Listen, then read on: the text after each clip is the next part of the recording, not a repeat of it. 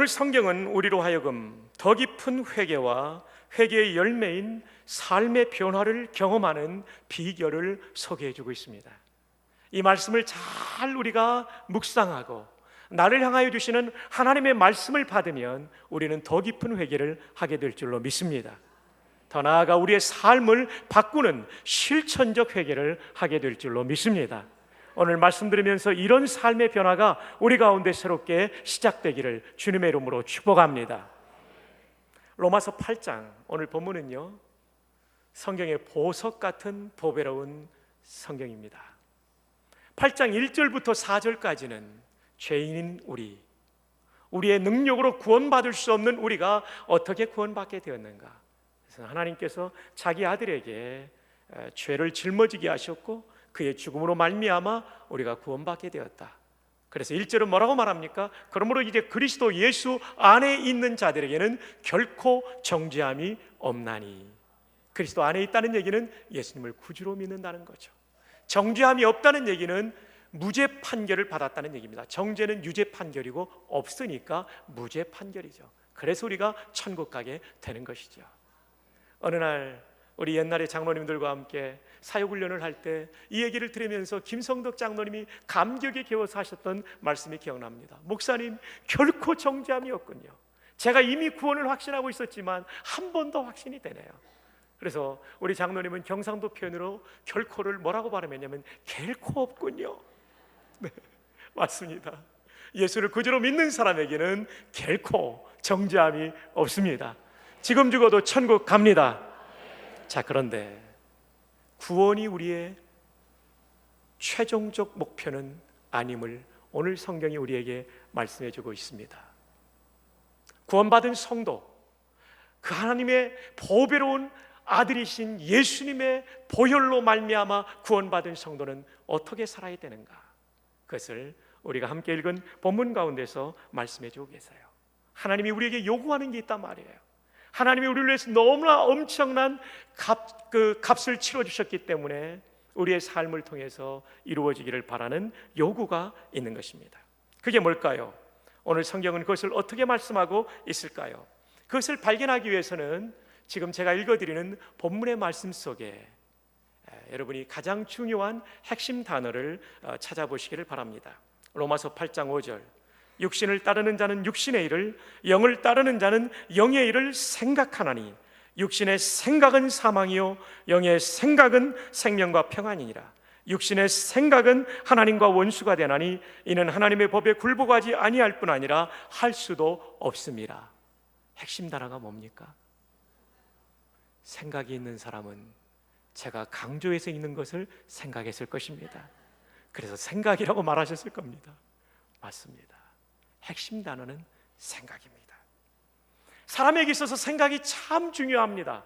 왜냐하면 어떤 생각을 하느냐가 어떤 사람 되느냐를 결정하기 때문입니다. 잠언 23장 7절에 대저 그 마음에 생각이 어떠하면 그 위인도 그러한즉, 조금 더 쉬운 세번역성에 보면 무릇 그 마음에 생각이었다면 그의 사람됨도 그러하니. 여러분, 우리의 생각이 우리의 존재를 결정합니다. 우리의 인격을 결정하고 우리의 행동을 결정하고 우리의 삶을 결정해서 결국은 나라고 하는 사람이 어떤 사람인가를 결정하게 됩니다. 그래서 생각이 정말 중요한 것입니다. 자, 그렇다면 주님의 십자가의 희생으로 구원받은 우리는 이 받은 구원의 은혜에 부끄럽지 않게 생활하기 위해서 어떤 생각을 하면서 살아야 될까요? 로마서 8장은 두 가지 종류의 생각이 우리에게 있다라고 말합니다. 육신을 따르는 자는 육신의 일을, 생략된 구문이 생각하고, 이렇게 여러분이 이 문맥을 이어갈 수 있을 것입니다. 하반절에 영을 따르는 자는 영의 일을 생각하나니. 두 가지 생각이 있습니다. 하나는 육신의 일을 생각하는 것, 다른 하나는 성령님의 생각을 하는 것. 사람에게는 두 생각이 있어요. 그리고 이 두 가지가 혼재되어 있습니다. 때로는 육신의 생각이 나를 이길 때도 있고 어떨 때는 성령의 생각이 나를 이길 때도 있는 것이죠. 근데 여기서 우리가 좀 설명이 필요한 것은 육신이라는 단어입니다. 신약성에 쓰여진 그리스 말 히라보라고도 하고 헬라어로도 하는데 그 그리스 말에 보면 육신이라는 단어가 사르크스라는 단어입니다. 사르크스. 한번 해봅시다. 사르크스. 이 말은 두 가지 뜻을 가지고 있어요. 영어 성경에는 flesh라고 되어 있는데 역시 두 가지 뜻을 가지고 있어요. 하나는 우리의 몸을 가리킵니다. 살과 피와 뼈가 있는 이 몸, 이것이 육신이라는 단어의 첫 번째 뜻입니다. physical body입니다. 두 번째 뜻은 뭐냐면 인간의 마음속에 있는 죄된 생각, 줄여서 말하면 죄성을 말합니다. human sinful nature를 말합니다. 근데 바울 서신에 나타날 때 육신이라는 단어는 그렇지 않을 때도 있지만 대부분은 죄성을 가리키는 말입니다. 그래서 오늘 본문에 육신의 생각을 한다는 얘기는 뭐를 말하냐면 내 안에 있는 죄성을 따라가서 생각하는 것을 말합니다. 탐욕을 따라가고 욕심을 따라가고 죄된 일들을 생각하는 것이 바로 육신의 생각입니다. 반대로 성령의 생각은 성령님께서 주시는 거룩하고 의로운 것을 생각하는 것을 말합니다. 이 두 가지가 우리에게 공존하고 있습니다.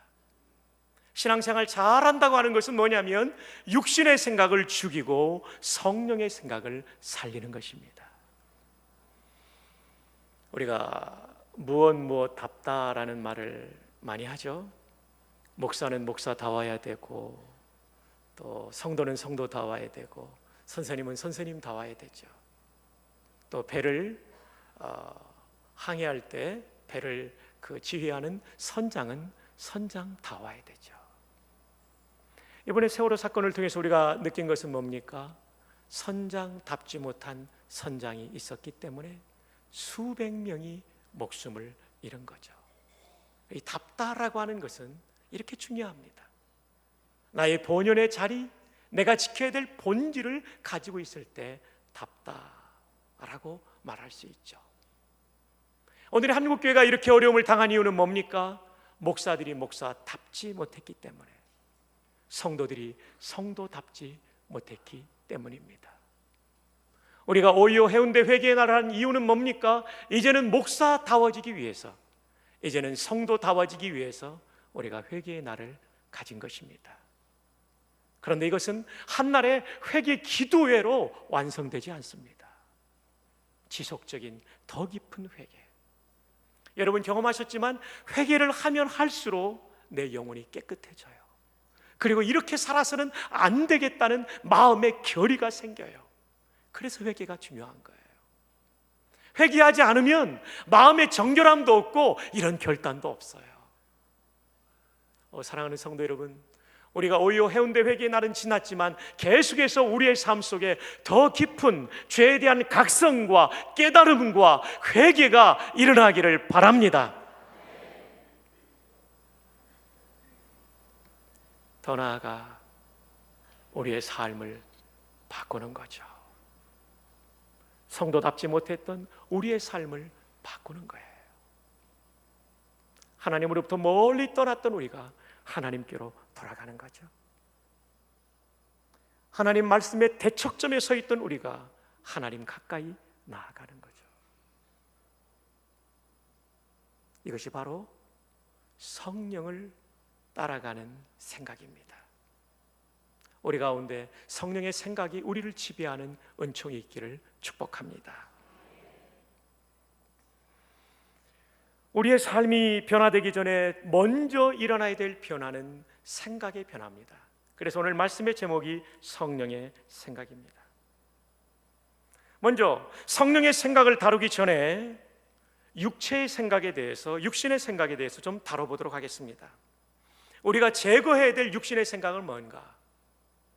갈라디아서 5장 19절 이하에 설명되고 있습니다. 육체의 일은 분명하니, 이 육체라는 말이 사르크스라는 단어예요. 로마서 8장에 육신이라고 나왔던 단어입니다. 근데 로마서에는 육신으로 번역해 놓고 갈라디아에서는 육체로 번역했어요. 성도들이 읽을 때는 다른 단어처럼 보이는데 원문의 단어는 같은 단어예요. 사르크스. 육신의 일, 죄성을 따라가는 그런 생각과 행동은 무엇으로 나타납니까? 첫 번째가 음행, 두 번째가 더러운 것, 세 번째가 호색, 네 번째가 우상숭배, 그 다음에 다섯 번째가 주술, 여섯 번째 원수 맺는 것, 일곱 번째 분쟁, 여덟 번째 시기, 아홉 번째 분냄, 열 번째 당짓는 것, 열한 번째 분열함, 열두 번째 이단, 열세 번째 투기, 열네 번째 술 취함, 열다섯 번째 방탕함. 이것을 목록화해서 여러분들에게 소개해드립니다. 육신의 생각의 목록입니다. 첫 번째로는 음행입니다. 이것은 실제적으로 간음을 하는 거예요.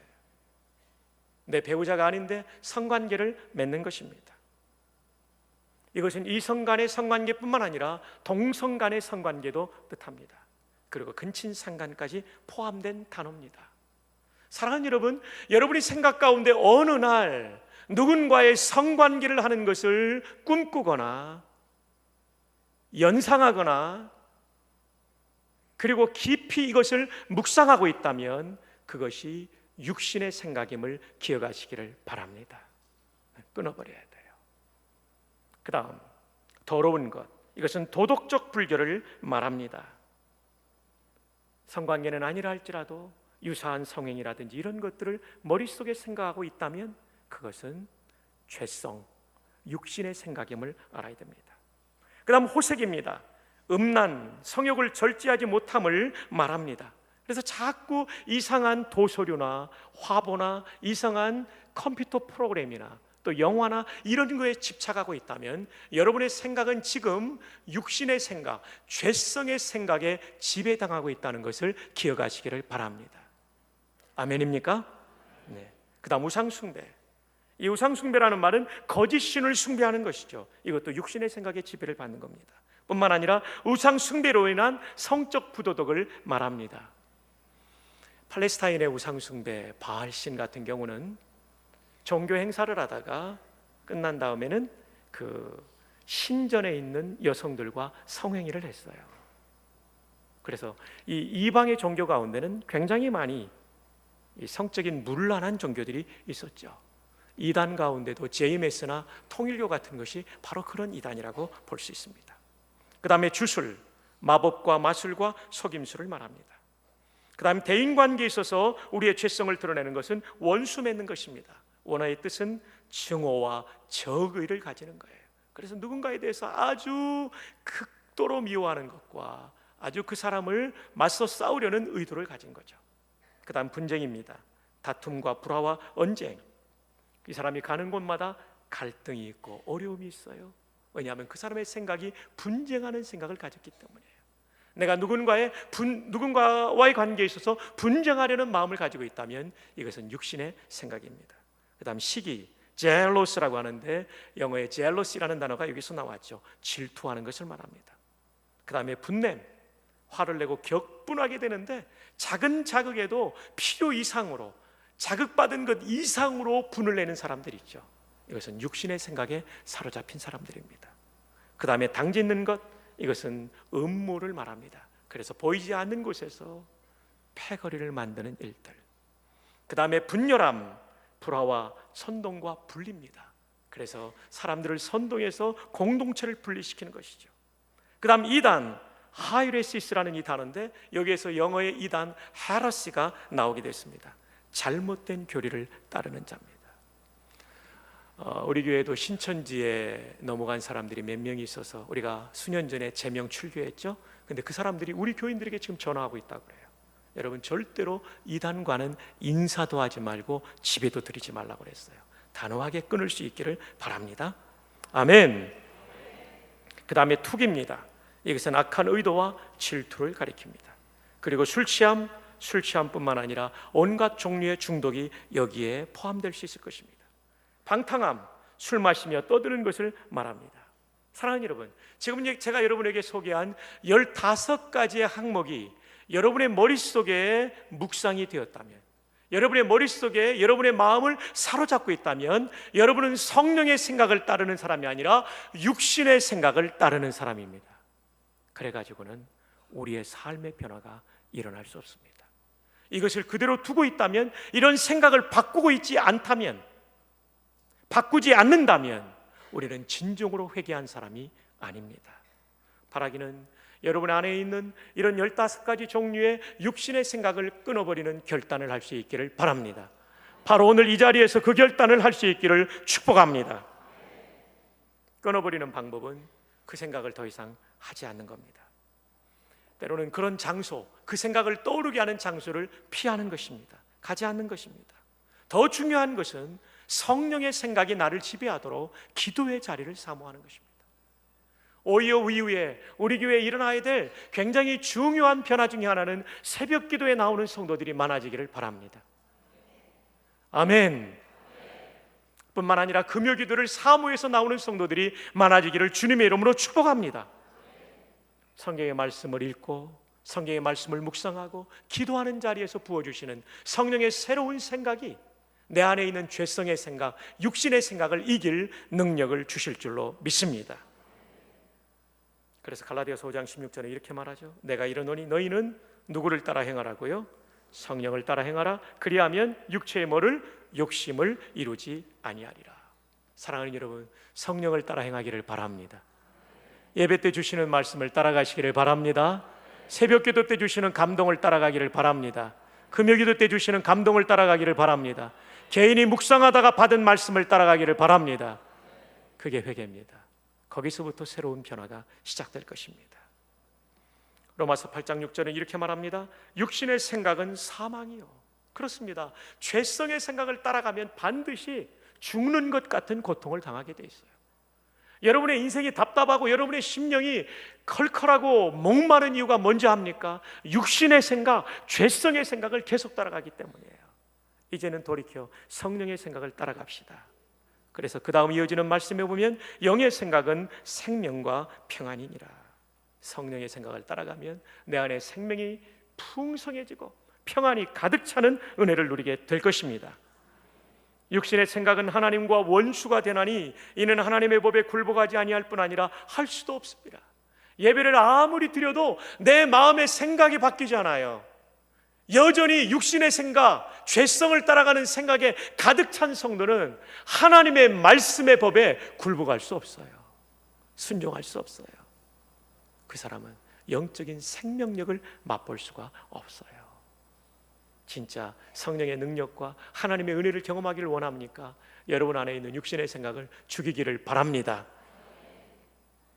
8절, 그래서 육신에 있는 자들은 하나님을 어떻게 할 수 없다고요? 기쁘시게 할 수 없습니다.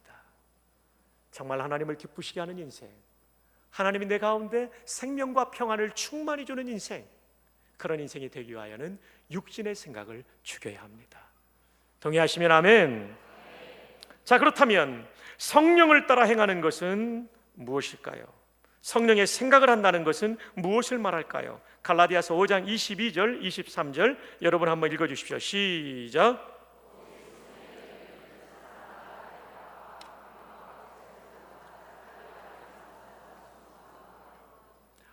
23절 온유와 절제니 이 같은 것을 금지할 법이 없느니라. 이건 성령의 열매입니다. 이것은 생각의 결과로 행동하고 이 행동이 쌓여서 내 인격과 삶이 변한 열매를 가리켜요. 그런데 여러분, 열매를 맺기 위해서는 씨를 뿌려야 되겠죠. 자, 여러분, 제가 여러분에게 질문을 드립니다. 콩을 거두려면 뭐를 뿌려야 됩니까? 콩을 심어야 되죠. 팥을 거두려면 뭐를 심어야 됩니까? 팥을 심어야 되죠. 그럼 성령의 열매를 거두려면 무엇을 심어야 됩니까? 성령의 씨를 심어야 돼요. 그 씨가 뭡니까? 9가지 열매의 씨예요. 이렇게 말할 수 있죠. 사랑의 씨를 뿌려야 되고, 희락의 씨를 뿌려야 되고, 화평의 씨를 뿌려야 되죠. 오래 참음과 자비와 양선과 충성과 온유와 절제의 씨를 뿌려야 돼요. 어디에 뿌려야 됩니까? 내 마음에, 생각으로 뿌려야 돼요. 그런데 생각에 온유와 절제, 사랑과 희락과 화평이 내 마음속에 생각으로 가득 차 있으면 이것이 말로도 나옵니다. 이것이 행동으로도 됩니다. 결국 이것은 내 인격과 삶의 열매로 거두게 되는 것입니다. 성령의 9가지 열매를 역으로 이것을 거두기 위해서는 씨를 뿌려야 된다는 것을 여러분 아셔야 됩니다. 이것이 뭐냐면 생각입니다. 성령을 따라 생각하는 사람은 어떤 사람입니까? 원수 맺기보다 사랑할 것을 생각하는 사람입니다. 분쟁보다 희락을 생각합니다. 그리고 분쟁하는 것보다 화평을 평화케 만드는 일을 생각합니다.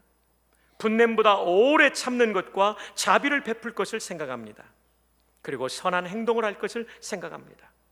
방탕하지 않고 맡은 일에 충성할 것을 생각합니다. 그리고 방탕하지 않고 절제할 것을 생각합니다. 그리고 분노하지 않고 온유할 것을 생각합니다. 그런 생각을 하는 사람을 성경은 성령의 생각을 하는 사람이라고 말합니다.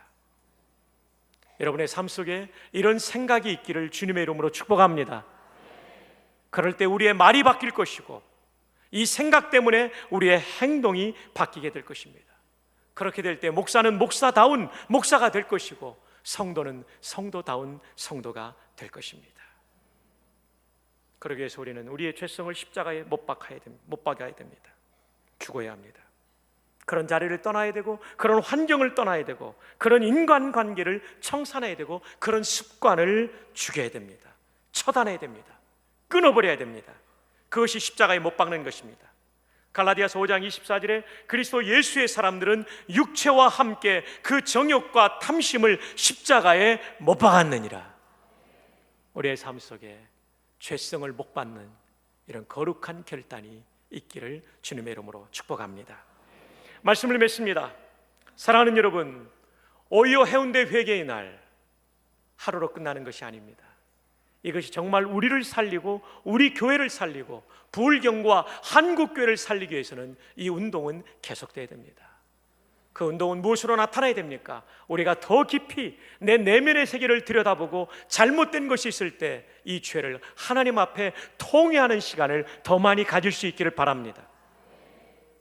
진짜 거룩해질 거예요. 그 다음 두 번째로 우리의 삶이 바뀌어야 되는데 삶에 바뀌는 것의 출발점은 우리의 생각의 변화에서부터 옵니다. 오늘 말씀은 여기에 초점이 맞추어져 있죠. 그 생각은 두 가지가 있는데 죄성을 따라가는 생각을 육신의 생각이라고 하는데 그대로 따라가면 우리의 삶은 변화될 수 없습니다. 변화를 위해서는 이제는 성령께서 주시는 생각을 선택해야 됩니다. 더 기도의 자리에 나오시고 더 말씀 묵상의 자리에 나아가 하나님의 성령께서 주시는 감동을 따라 우리가 사랑과 희락과 화평과 오래 참음과 자비와 양선과 충성과 온유와 절제의 생각으로 우리의 생각을 성령께서 지배하시는 것에 순종하는 가운데 우리의 생각이 바뀌고 말과 행실이 바뀌어 우리 가정을 살리고 우리 교회를 살리고 부산을 살리고 이민족을 살리는 거룩한 진정한 회개의 운동이 우리를 통하여 나타나기를 주님의 이름으로 축복합니다.